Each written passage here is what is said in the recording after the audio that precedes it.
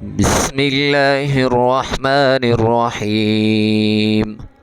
قال ادخلوا في قد خلت من قبلكم من الجن والإنس في النار كلما دخلت أمة لعنت أختها حتى إذا اداركوا فيها جميعا قالت أخراهم لأولاهم ربنا هؤلاء أضلونا فآتهم عذابا ضعفا من النار قال لكل ضعف ولكن لا تعلمون.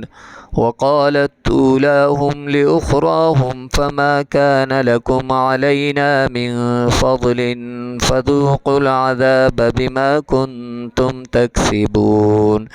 إن الذين كذبوا بآياتنا واستكبروا عنها لا تفتح لهم أبواب السماء ولا يدخلون الجنة حتى يلج الجمل في سم الخياط وكذلك نجزي المجرمين. لهم من جهنم مهاد ومن فوقهم غواش وكذلك نجزي الظالمين. والذين آمنوا وعملوا الصالحات لا نكلف نفسا إلا وسعها أولئك أصحاب الجنة هم فيها خالدون.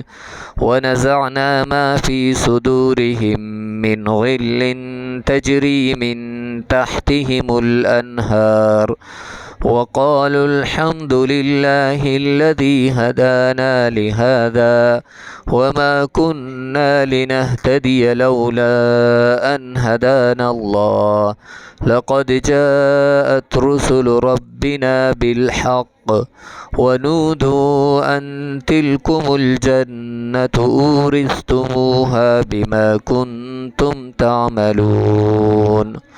صدق الله العظيم. والسلام عليكم ورحمة الله وبركاته.